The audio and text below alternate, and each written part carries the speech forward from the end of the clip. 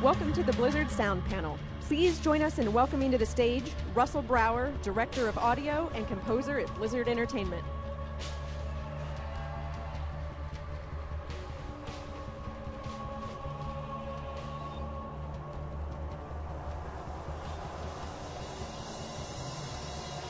Panel. It's always the sound panel that has the sound problem. Welcome to BlizzCon 2011 Sound Panel. Thank you so much for being here.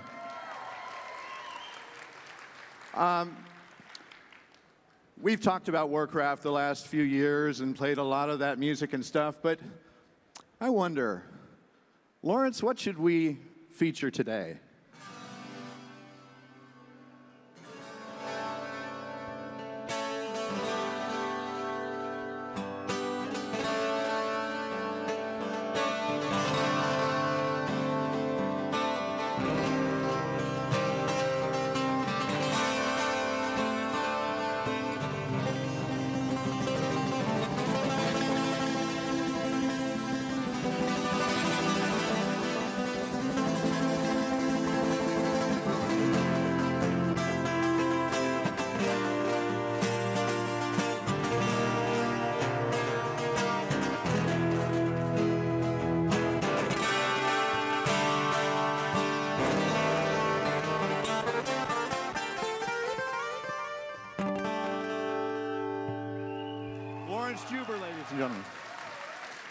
Lawrence Juber, ladies and gentlemen, and one of the composers on Diablo 3.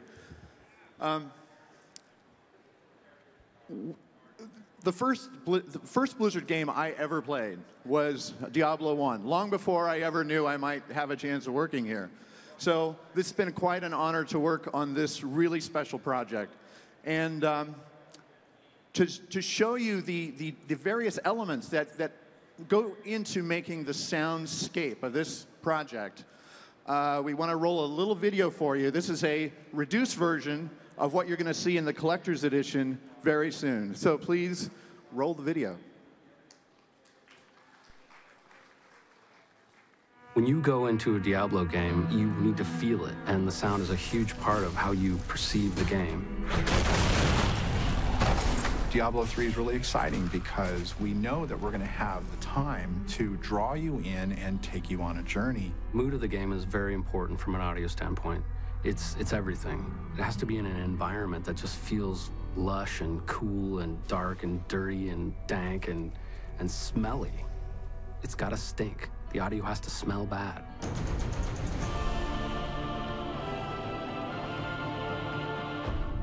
I like every game that I work on to have its own signature sound, and really the only way to do that is to go out and create the material for that specific title. Unfortunately, Blizzard allows us to go out into the desert and light stuff on fire. Pickle hot? All right, here we go.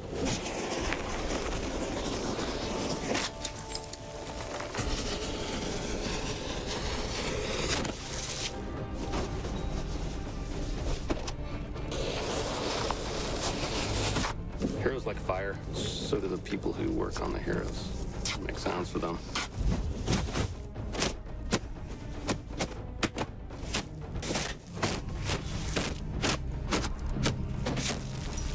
Yeah. That's an interesting method that we've used over the years, and I'm still perfecting it, and occasionally it goes wrong and doesn't work out. But we're always rolling tape when it does happen. Are you okay, dude? I'm fine. Let's go get some beer. It is nothing compared to the Grand Maesters. It is named Akonesh, the Herald of Righteousness. A sharper blade was never forged. This is perhaps the biggest voice undertaking we've done at Blizzard so far. I think that StarCraft 2 had about 3,000 lines, but currently our estimate for Diablo 3 is anywhere from 13,000 to 16,000 lines.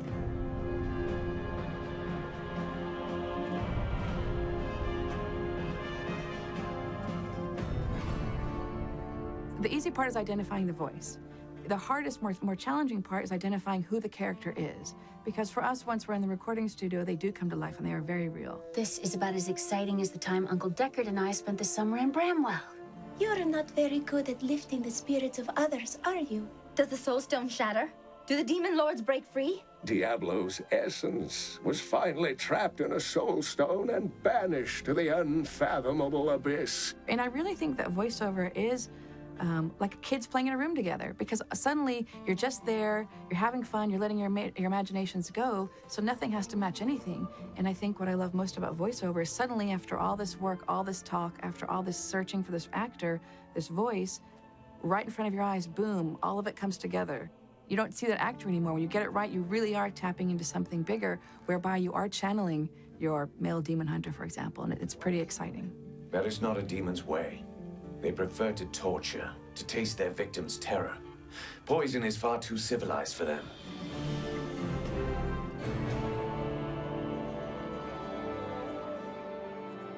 In recording the orchestral music for Diablo 3, one of the basic tenets we had was we want this game to sound completely different than World of Warcraft and StarCraft. What we're doing with Diablo is we're recording in an old-fashioned concert hall. This is a hall that was designed for live performance and not for studio recording. So it's a vast space. There's a lot of volume of air. It's our responsibility as musicians to move as much as possible to make this sound, you know, epic and bold. If the most ancient form of music is for other people to hear in a live situation, then maybe it follows that the concert hall is the best environment to hear music that's supposed to be as timeless can be.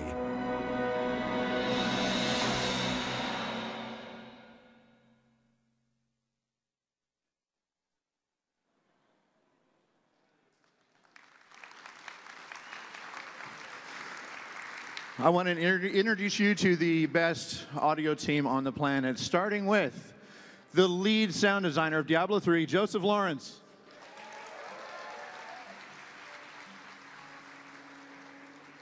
And composer, Derek Duke.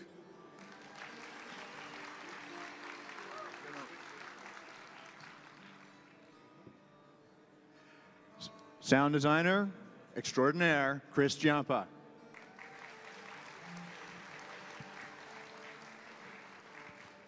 Composer and founder of the sound department, Mr. Glenn Stafford.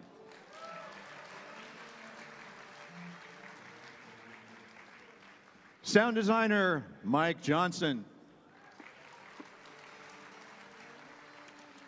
And casting and voiceover director of Blizzard Entertainment, Andrea Toyas.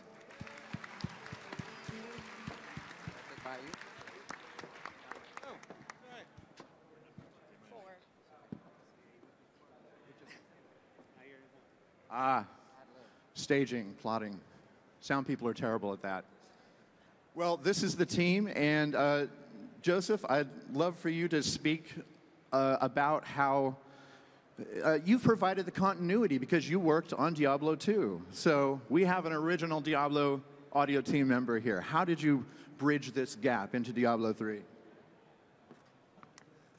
Well, first of all, I just wanted to let everyone know how psyched we are to have you all here, because this has been a really, really long trip for many of us to get here today, and we're really happy to be sharing this with you today, and a little bit about the story of how we made the audio for Diablo 3.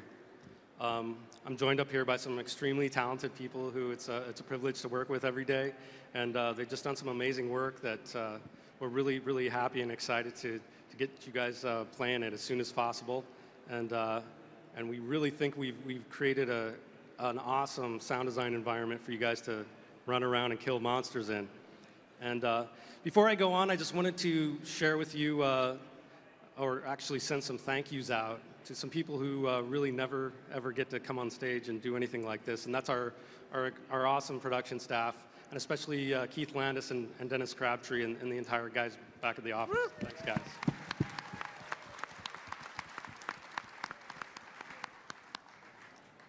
So, as you can see from the video, we really like to get out and get our hands dirty and burn our arms. And we like to really record a lot of the material that we put in the game as much as possible. It's really what makes the game special, we think. And so I'm just going to relate a couple of incidents that occurred, not all good, out in the field while we were grabbing sounds. We'll start with a bread and butter one. We drove a bulldozer over a car. That was pretty fun. Actually, if you're a doctor, I think you have to go to school for 7 years, and you still don't get to drive a bulldozer over a car, unless you pay extra, I guess. Another time, we use a lot of pig sounds for monsters. They're really, really great for doing that. And I found this awesome pig rescue farm up in Solvang, and they have about 150 pigs up there, and so we were grabbing a bunch of pig sounds and sorry. And so the pig lady, sorry pig lady, I can't remember your name, she was awesome. She goes, "You want to record this pig that plays the guitar?" I said, "Yeah, I want to record that." So she brings the guitar out and she sets it on the ground, puts her foot on, and the pig walks right over. That's how pigs walk. And he just starts strumming the guitar. So I got that, but I haven't found a place to put it in the game yet. So maybe some of you who are going to the other D3 panels today could talk Jay Wilson into maybe creating a secret guitar-playing pig level or something. Help me out. I want to use that. You know, the arm on fire, other things that have caught on fire in a microphone, that kind of ended the day. The last thing I'm going to tell you about, really it's more like therapy than relating a story for me. It scarred me, for good. I was recording a llama chewing, and I had the microphone right up in his face, and he was making this really awesome chewing sounds. And it was golden. I knew it. I knew we were going to be able to use it for something. And suddenly, out of nowhere, without warning or provocation, this llama hawked up the biggest, greenest, giant llama Satan loogie all over me and my mic and my face and my hands. It was disgusting. I was in shock. Has anybody ever seen the first Jurassic Park movie where the little kids get sneezed on by the big dinosaur?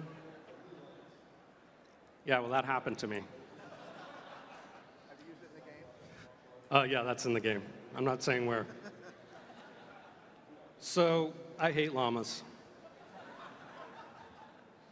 Part of the reason I'm telling you all this is because that kind of stuff, even when things go wrong, is really what makes the game super special, and it plays a huge role in everything we do, and I think you're really going to hear all that extra work that we've done over the years to put all that kind of stuff in the game. So now I'm gonna turn it over to the panelists, and we're gonna just ask them all questions and find out a little bit about what everybody does, and hopefully you guys can learn a bit more about the sound in Diablo. So let's see. I told everyone I'd surprise them. Who should I pick? Let's pick the pretty one on the end. So this is Andrea. She's our awesome voice director. She kicks a serious amount of buttocks. And so, Andrea, you work on all of our games, and how does the voice in Diablo differ from the work that you have to do in say, WoW and StarCraft? Is this on? Thank you for asking, Joseph. That's a great question. First of all, I'd much rather be on the other side of the mic. This is very uncomfortable for me. I'm not. There's a reason I direct and don't act, is because a microphone intimidates me. So be kind. Before I answer that question, I want to give a huge thank you to all of you, because I know that all of us tremendously love and enjoy what we do. And I know that we're all pretty geeked out to be here. So for me personally, voiceover is epic and fantastic. And I can't believe I have this job and I get to do it. So to think that those of you here are here to find out about what we do is really exciting. So I know there's other cool things going on. So I just want to give a huge thank you to each of you for being here, because I'm ridiculously geeked out to be here right now. I love talking about voiceover, so I'm going to warn you, you're going to have to pull this microphone out of my hand, because I can talk about it for hours. So D3, the VO, as I think I alluded to in the video there, we had about 16,000 plus lines to record. And that is tremendously different than, say, WoW or Star 2, because each of those had about 3,000 lines or so. So for me, to really have that opportunity to dive into the lore, the characters, their arc, their emotions, was phenomenal. Each of the hero characters had about 1,200 lines, I think, which meant versus, let's say, in WoW, where the player characters have maybe 300, I can't carry that, I can't do that yet. Our heroes in Diablo had a whole range of emotional lines to read. So to have the opportunity to work with a team of writers to figure out how each of our player class is going to respond, how they feel, and to really dive into the character was really a unique opportunity to bring the emotional landscape of the game to life in a way that we've not done before. And it was really moving. You know, this game is heavy. I think we all know that. There's some pretty heavy storylines and epic character arcs that happen. So to work with the characters on that and the actors was great. You know, for example, the demon hunters, they had a lot of tragedy in their life. So they're kind of walking around Tristram all pissed off. Whereas the witch doctor is a bit more zen and has empathy for the zombies, if you can believe it. So to be able to play with characters like that and create their emotional response to the game was really amazing. And it really got to the point where the player characters, we had about 20 sessions with them. And so by the end of it, they were dreaming as the demon hunter and the monks and so forth. And they would come into the studio and have their own opinions on what the character thought, who they are, and how they would react. So to build these, I call the characters people, because by the end of it, they became people. And they had thoughts and concerns and emotions and reactions that any of us would. So to have 16,000 lines to work with was amazing. The other thing I want to point out, and I'll stop talking, is that we worked really hard to really populate the land of D3 with a lot of what we call incidental roles, meaning female villager 2, soldier 3, barkeep, etc.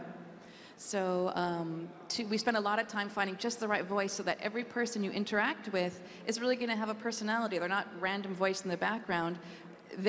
Each little background role could have a story. They each have their emotions. So my point is to really work and have this many lines to work with and this much time and opportunity to create such an epic game so that you can really immerse yourself in the game and experience it and be there with them was really critical for us. So for me, that was the biggest benefit for D3 and how it varied from the other games, is to have that much content to play with.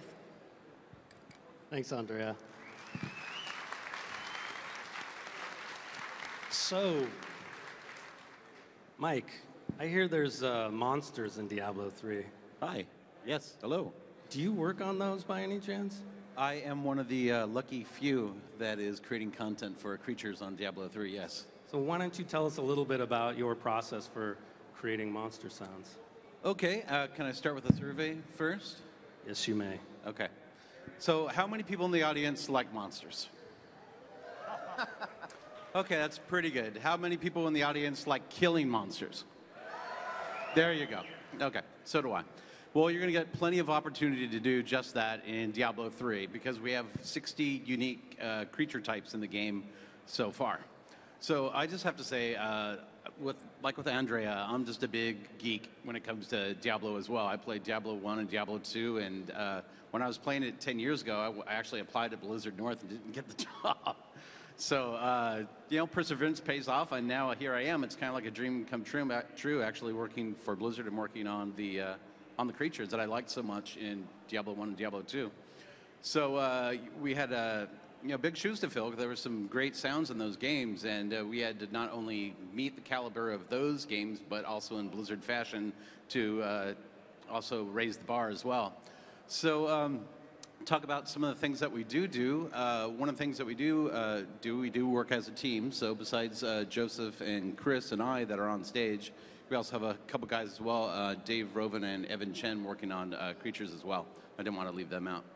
So one of the other things that we do, kind of like 3 different ways we kind of create monsters. It all depends whether they're kind of like humanoid based or whether or not they were humans at one time and transform into something else, or things that aren't based on human physiology at all, or any combination of the above.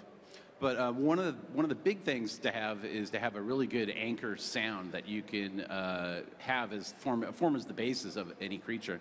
And the first thing that we did was actually work with Andrea to actually get a short list of actual specialized voice actors that really work on making creature vocalizations.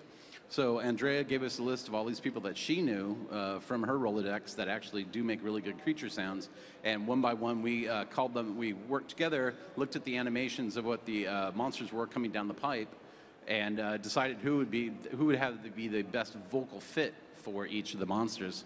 And that was a process, because sometimes you'd like something and then you find out that person's already doing something else in the game on the same level, so you're probably like, well, I can't have this whole level having this guy doing every monster, because then they're all going to sound the same.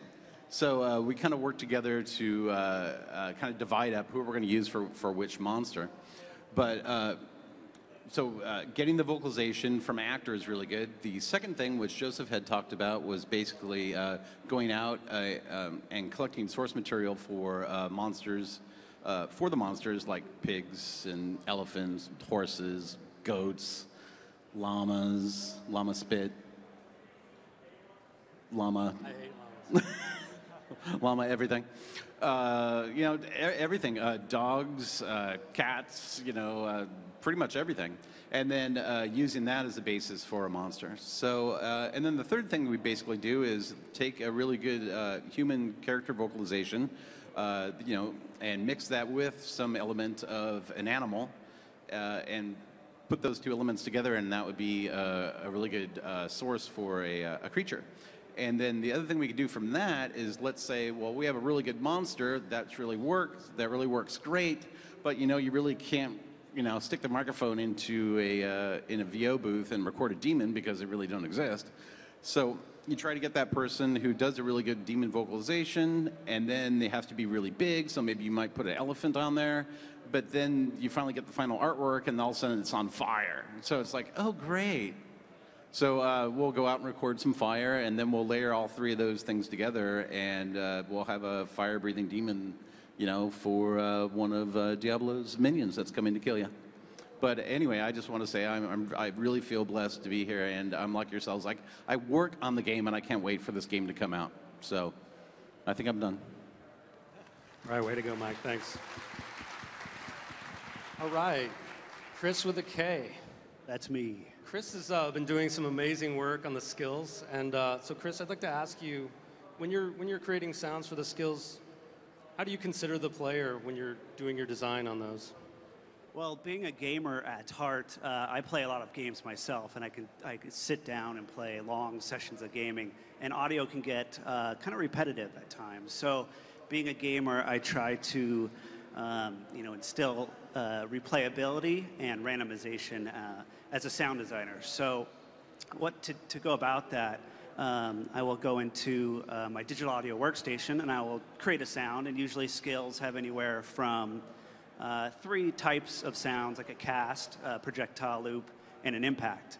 And within those 3 different categories, I'll then create variations upon each of those, anywhere from 5 to 10 or so. And then I will distill it down into distinct layers. I will organize it like that. And then at that point, half of my fun as a sound designer is implementation as well. So I get to spend a lot of time taking my own sounds, putting them in the game, and that's where I get into the randomization type of area.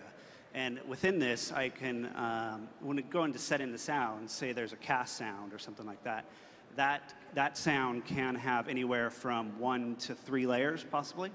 And within those 3 layers, I can then go in and set slight volume differences, pitch shifting, and I can set a small min and max range within this. So every time you play a sound, it'll play slightly different. And along with that, we can also add effects, like real-time effects, like low-pass filtering, EQs, distortion. And within those settings as well, I can then randomize those. So with all these things combined, and a lot of time spent implementing my own sounds, I can make it sound so it's not quite as repetitive all the time. And hopefully, within each sitting of you guys playing, that you won't hear the same sound twice. You know, it'll always sound a little different, and hopefully you guys will just keep playing longer and longer, because I expect you guys to be playing this game over and over and over. Thank you. Thanks, Chris. All right, so I'm going to turn it over to Russell now so he can have a little chat with the guys who make the music for our games. The music of Diablo 3. Someone mentioned earlier about having big shoes to fill, and one of the things that struck me when I played Diablo 1, though so many years ago, was that Matt Ullman, who wrote the original music, he did something that's very hard to do in this day and age. He created something original. He created something kind of unexpected, and it became iconic and just perfect. So in keeping with eclectic nature of the music that he created for the earlier games, we picked up that thread. We studied where he was going as he went into Diablo 2 and Diablo 2 expansion, and we started hearing orchestral instruments, live orchestras. In fact, it was probably one of the earliest uses of live orchestra in a video game was in the Diablo series.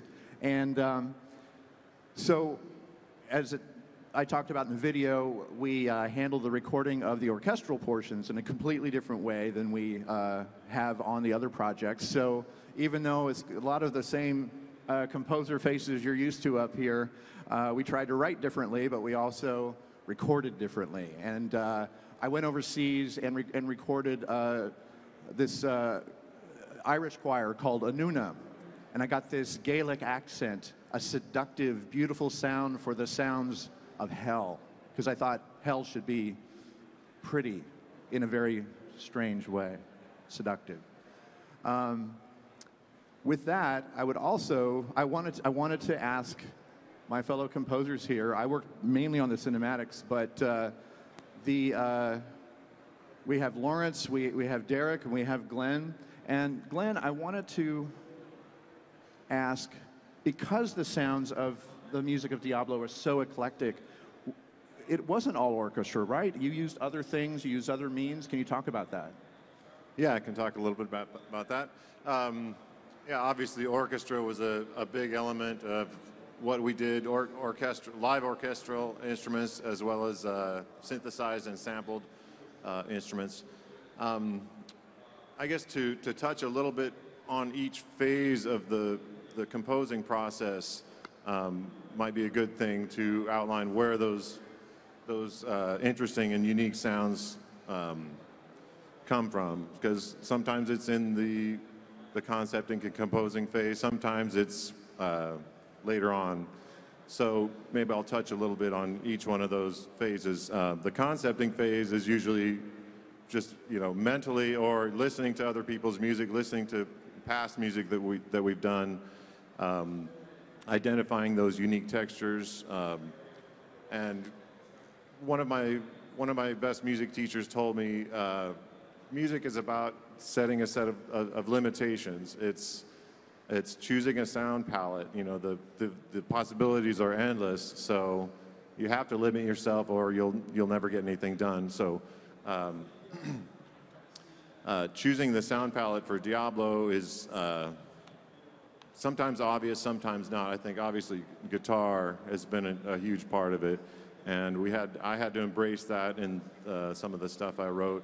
Not necessarily in the same way as it was done for the past games, because I wanted to try to evolve it, and sometimes it's hard to write exactly like somebody else, obviously. That being said, yeah, in the concepting phase, I knew orchestra was a big element. I knew guitar would be there, and we also brought in some newer instruments.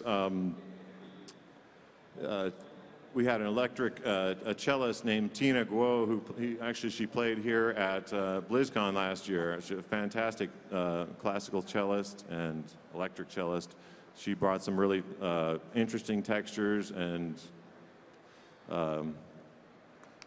very heartfelt melodies and exotic melodies that just fit perfect in this universe, if you ask me. Lawrence played some fantastic guitar parts for some of the things I wrote that you'll hear in the later acts, which I can't talk about the acts so much, but the music itself. I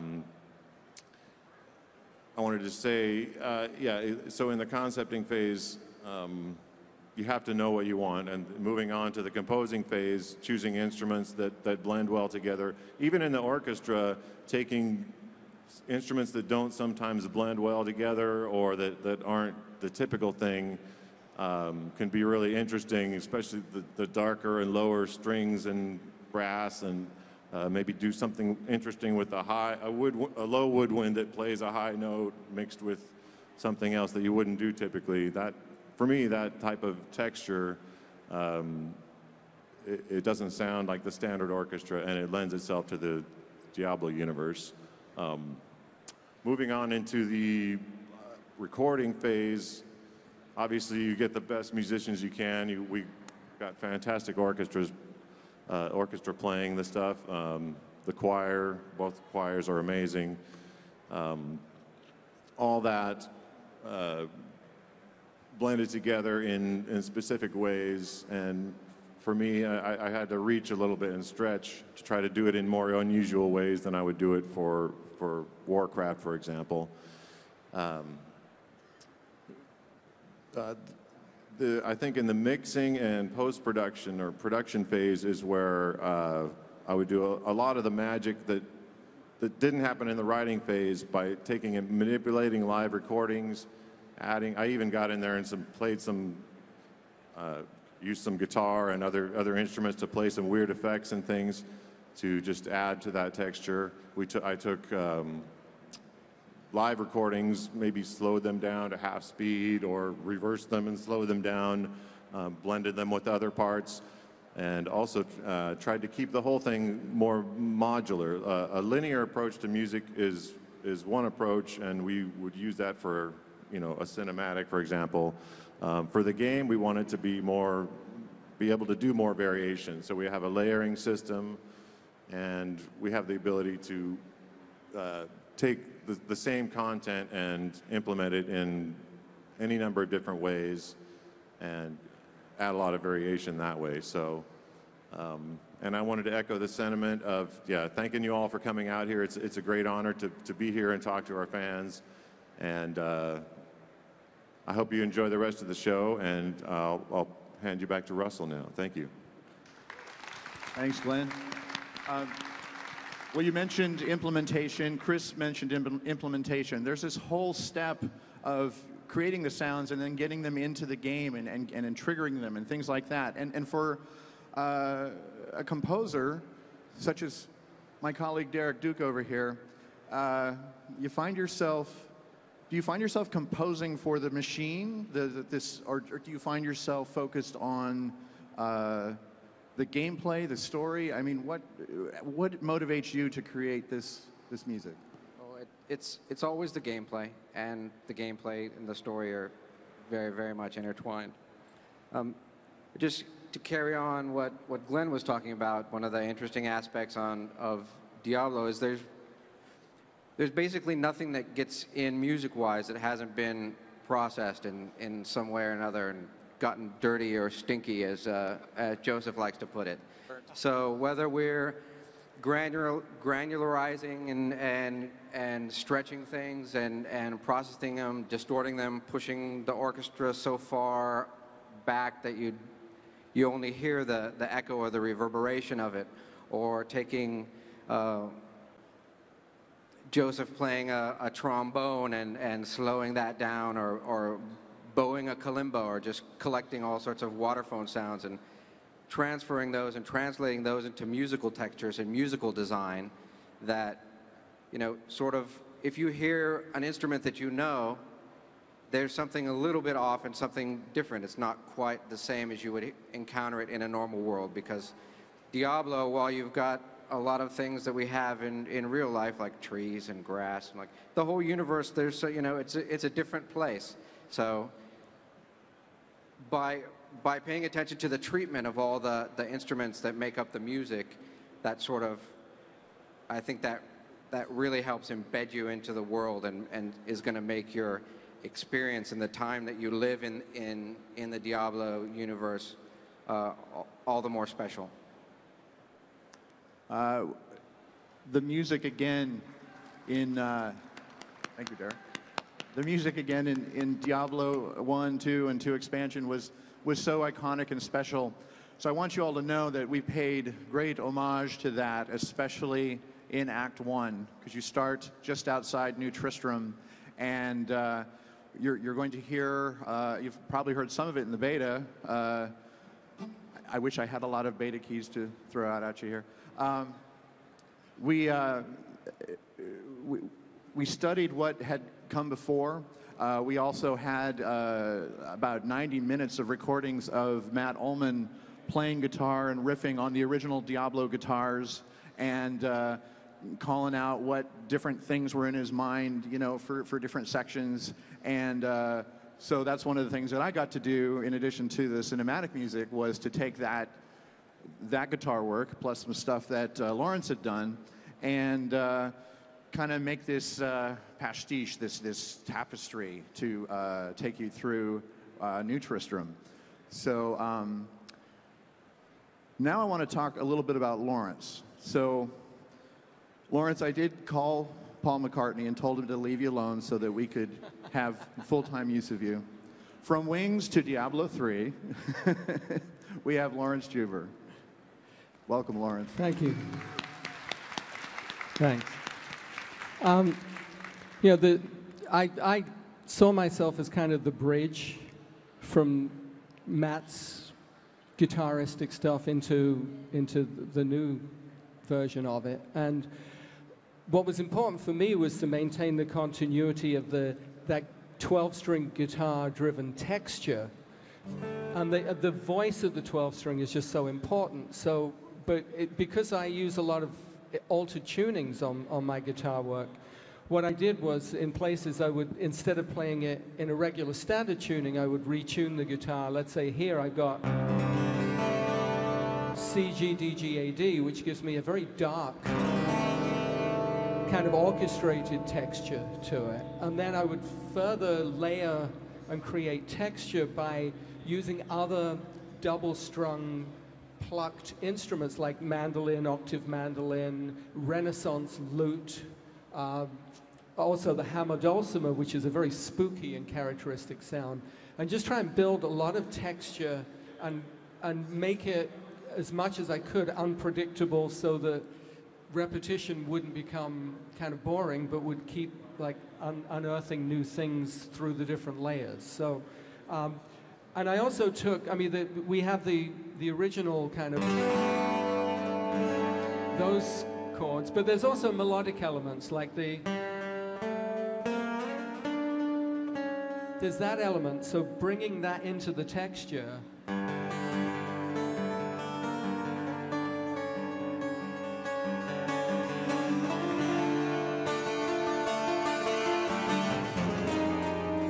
And just going in odd harmonic places and just kind of creating this ambience.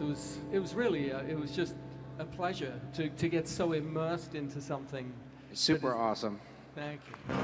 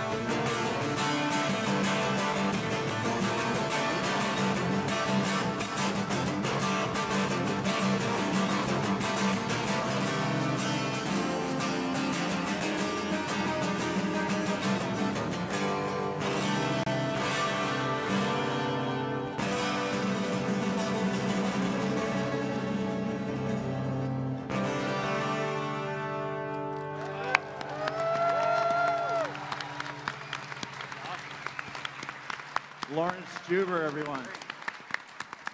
So you got to get the collector's edition. You got to get the soundtrack. And you saw on the video there that big giant stage. Yes, we played the pipe organ.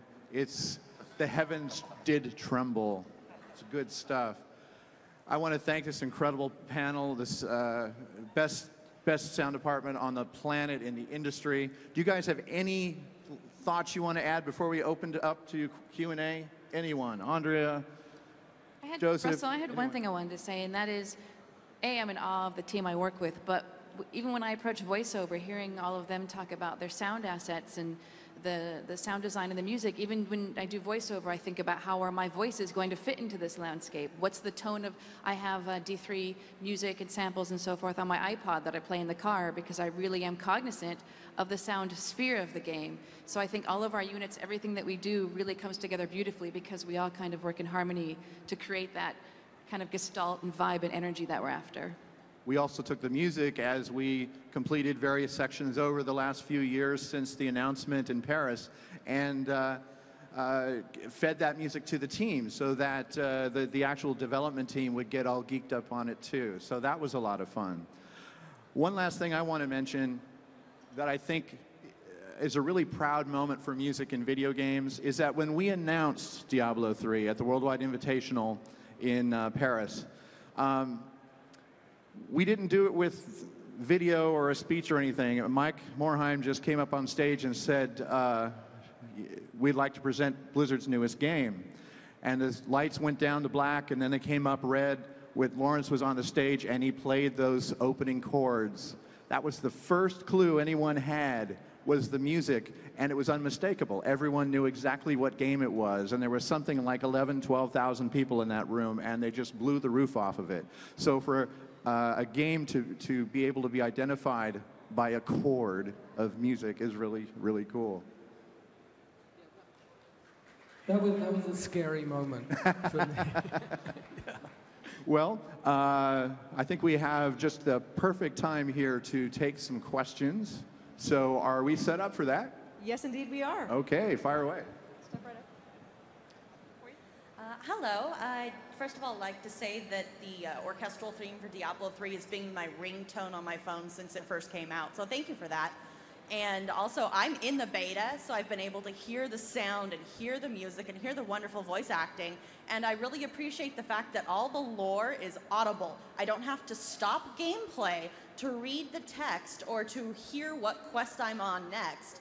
It's so nice to have everything just from an audio standpoint. It makes having really good headphones an awesome part of the game. So thank you guys very much for the effort and the you know, just the beautiful quality of work you all put into it. So thank you guys. I'm looking forward to the finished game like no business. We worked pretty hard actually working with the designers to actually get the lore to be something that just wasn't getting in the way of the game. If you wanted to stop and listen to it, you could. If you wanted to keep killing stuff, which most people do, you can. And you can still come back to it later if you need to. So thanks for noticing. I just got a job with making sounds and music for a game, and one of the things that had come up in the development... Congratulations. What? Thanks. Congratulations. Yeah, I'm really happy about it. But one of the things that came up in the development was open source sounds, and I know that World of Warcraft has a lot of these open source familiar sounds. When is it appropriate to use them? When is it not appropriate to use them? And does it ever get to a point where you're taking these sounds and changing them? Well, you know, the reality of it is that we create as much material as we can. We really like everything to be completely original, but there always isn't time to make everything from scratch.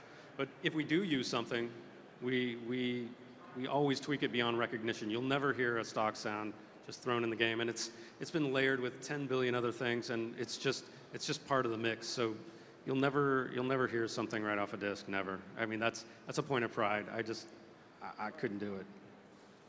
My rule of thumb for that is if you do use anything like that, take it and mangle it and just reuse it. Make it something different than what it was originally. On a technical level, I've noticed that you're using a combination of a SND file, OGG, and a couple other formats within the game.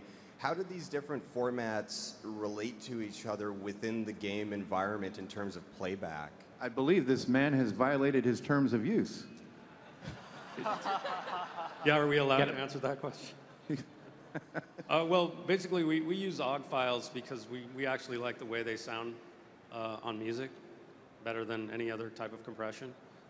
They are more expensive in the decompression phase, so we don't use that for everything because it's just too hard on the engine.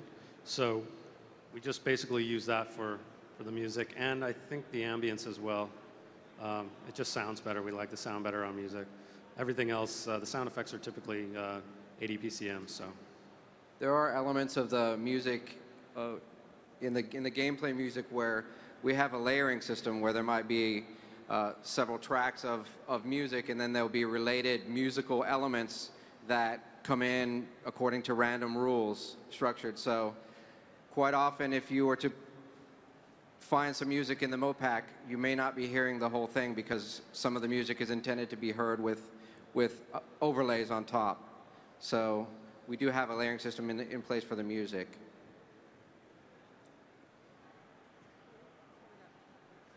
So I was going to ask, in the previous two games, especially the first Diablo, a lot of the soundtrack included a lot of, I'd say, ambient sounds like moaning, groaning, sighing. There's that great squishy sound when you'd kill Hidden. Were you able to include some things like that in this game, or? Well, actually, there is a ton of that kind of stuff. We went out of our way, and we're not actually done doing it, so there's some in the beta, but there will be more in the first act when we ship. We created a lot of spots all over the game. You'll find this everywhere, where you could go stand for 20 minutes and not hear anything. And then maybe the next time you stand there, you'll hear a bunch of creature noises off in the distance. And we've got that kind of randomization all over the game, so that maybe by the time you play the game through the third time, which somebody might do that. Yeah, there's lots of goodies hidden in, I know for sure, in the music tracks that, did I hear that? And there's no way for you when you're playing to actually rewind the soundtrack. So you're going to have to keep playing for another couple days before you can ever verify that what you really heard wasn't a hallucination. Was that a jaw harp I heard? Was that a machine gun? No. Hi, my name is Rob. I'm an aspiring sound designer for video games. This question is for Russell and Chris. You guys were talking about implementation of sound effects in the video game. I just got finished making a Flash game with a 4-person team, and I had to do a lot of my sound work over and over again by their request, by the artist's request, because my sound effects did not match the length of the little animatic of when an enemy died or when they shot something. I was wondering what the relationship is between a sound designer and an artist, because you talked about making like different 5 to 10 variations of a certain sound effect as far as length. Like, did artists ever tell you to go back and do something again because something didn't match as far as length or intensity? Usually that would be QA who comes out and says that it's off sync or something like that. We do work very closely with the artists at times. And basically, we just kind of, just mess around and get things going. So, you want to fill in for that? Well, I think Blizzard has a culture of iteration, so it's no different for the sound department. So I think when you're working in this field, you need to be ready to tweak and tweak again, and then again, sometimes QA is what catches it, because after the sound and everything is left our desk, if you will, the artist might go back and tweak something. And I think another dimension to what you might be talking about too is, I think a lot of really effective sound design happens when the mass, the weight feels right. It's really easy when you're recording source material, especially in a quiet studio, to actually have it either not sound big enough or maybe sound too thumpy or something that just the human brain's pretty powerful computer, and it can tell you subconsciously that it isn't quite hooking up. There's something often wrong with that sense of weight or mass, and so that's always really tricky. And there is an analogy to that in the visual arts. You talk to special effects people, and they say, they make fake rocks for the movies because real rocks look fake and fake rocks look real on films. Well, it's often the same kind of thing that happens with sound. One last thing I'd like to say is to keep it more granular and more individual sounds. And if it's a flash game or something like that, you'll probably have individual timings of when these things fire off. Instead of doing a full soundtrack, that's how things kind of get out of sync a lot of the time. So the more granular it is, or if you know if something is going to loop, keep it looping until it needs to be turned off. And usually that's all handled in the data side. So try and keep it as minute as possible, as granular as possible. And that helps a lot in the end, because then they can just move those timings around too, and it doesn't become your job to do that all the time as well. Cool. Get a few more in here. Hi, I'm also a sound engineer. I have a compression limiting question. I've always found in the Blizzard games, you guys run like 3 tracks, and they're all gorgeously compressed. And I've always wondered how you deal with final limiting and get it where you can blend all these tracks, yet I can still hear every whisper in every track, and then there's a loud track, and the limiting never peaks or is clipped. It's always gorgeous. So any advice about compression and limiting, I would love. I just want to say that is a master compliment, and we appreciate that with all our hearts. Thank you. I'll let the guys speak to the compression and limiting, but I know one thing that I do in mixing the music is I work at very low volumes when I'm mixing, because at a low playback level, if you can hear the bass and the treble and the mid-range and the melody and it's all there, even at a level that you can easily speak over, and have a conversation over, chances are it'll sound good when you turn it up to, face melting levels, which eventually we do, but there's all that, I think that reference listening level is really important to be consistent. As far as compression, maybe, I don't know, anything else anyone want to add? Well, I should say, in the form of the game, it's good to leave plenty of headroom back at runtime. So you don't necessarily have to compress everything a lot. I like to compress things when I want to make it really aggressive and big and in your face. And when we go into the game and implement this stuff, nothing is at 0 dB. Not a lot of it's at 0 dB. We leave a lot of headroom in there so you have high dynamics and things can really jump out at you. So that's what I try and go for. The audio world is weird. 0 is loudest. Awesome, thank you. Hello, and thank you very much. I am a student who's getting ready to graduate in 5 weeks with music business sound engineering emphasis. And I'm also an opera singer and do voiceover, so I'm curious how much there is a crossover with you guys as an entire team for the artists who do the speaking voiceovers with pig sounds and as well as the music making. How much crossover is there?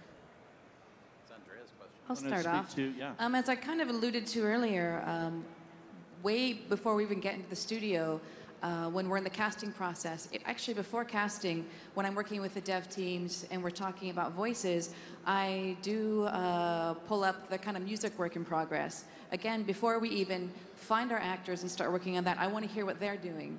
I want to hear, because I'm really into music. I love sound. And so when I hear their work in progress, it really sets the tone. And it sounds kind of goofy, but I really do get into my headspace. Even when if I'm going to go through auditions, let's say I get in hundreds for each character that we do, before I even review the auditions, I will sit at my desk with headphones on and really listen to what they're working on musically. Because it really, anybody who loves music knows you just get those sounds in your head and you're in a different place.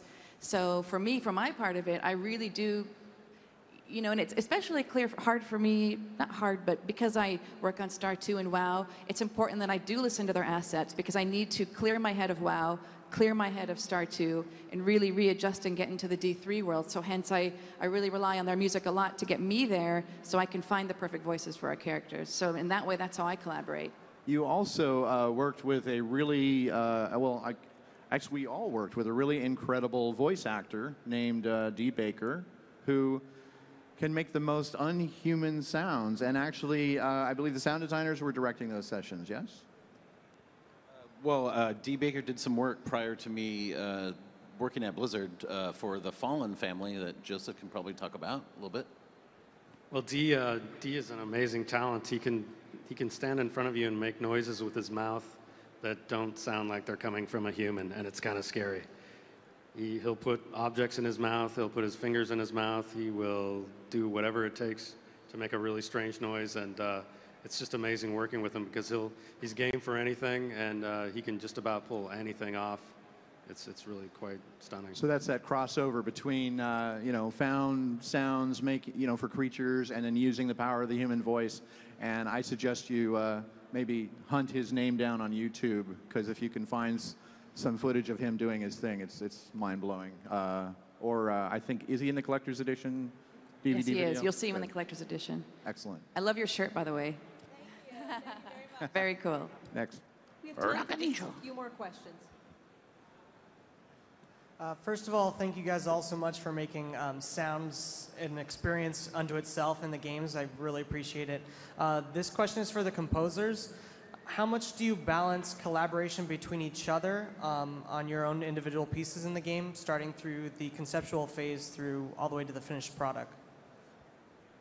Well, I think we all have complementary talents. There's some overlap of our areas of speciality, but there are so we do some internal casting that maybe one person's tends to do the more heavy stuff, or maybe someone does the more humorous stuff. But we also have to contend with the fact that Blizzard's a real busy studio, so sometimes it comes down to which one of us is available. So some magic formula of the right person for the right job based on our individual strengths and our availability, because there's always a WoW patch to work on, and of course, Heart of the Swarm's coming. So we talk a bit amongst ourselves quite often. We try and get together, whether it's in the hallway or structured meetings, but whether it's a year before the next WoW expansion, we might have some conversations about that, whether it's for, the next StarCraft 2. We're always talking about things like that, or even in a team meeting where, we're talking about all sound-related things. Musical ideas come up, so we just try and keep the conversation open. it was also clear on this one that it made great sense to bring Lawrence in, because we wanted to explore things that we didn't know guitars or related instruments could do. And I think Lawrence spent half his income on this game on crazy new instruments. Yeah, I got into some really interesting things, just to, especially like the hammer dulcimer and stuff like that, to get all that extra dimension in the texture. But I gather my next job is to give guitar lessons to a pig. Is that the is that the plan? And I was kidding. You don't have to ever twist a guitar player's arm to buy more gear. Next. This is going to be our last question. So to start off, when you when you were doing the Wrath of the Lich King, there's one sound in the Nexus. It's for the soundtrack. It was pulled straight out of Age of Empires 3, and I love that because I heard this iconic sound. I think it was like spawning some unit, and it perfectly matched with the music, and it just gave me kind of nostalgia for other old games that are also just fantastic. You guys, we're right in the same level of, if not better. And my question is, when you're doing layering, especially the music layering for battles versus just ambient, how do you structure that? Like, what's your theory behind it so that it's not going to be too jarring and not too impossible for them to work through and keep going on the level? Well, I guess there's different approaches in the different IPs in Diablo 3, since we're talking about that. There's one boss fight right now in the beta, and that's a Skeleton King. What you'll find in the approach to a lot of the boss music is it's more of a game component, where it's meant to increase the tension and increase the anxiety of fighting the boss, rather than like, you better hit, we're gonna get the boss, it's more like, oh no, the boss is coming, here it is, it's more like, oh man, can somebody turn the music off, it's confusing me, I gotta kill the Skeleton King. So it's just the context that the game places for us calls for a certain approach, a certain kind of music. That makes any sort of sense in my crazy way. Everyone, we have to close. I wanted to say again, thank you so much for coming. We really appreciate it. And keep playing Blizzard games. Enjoy Diablo 3.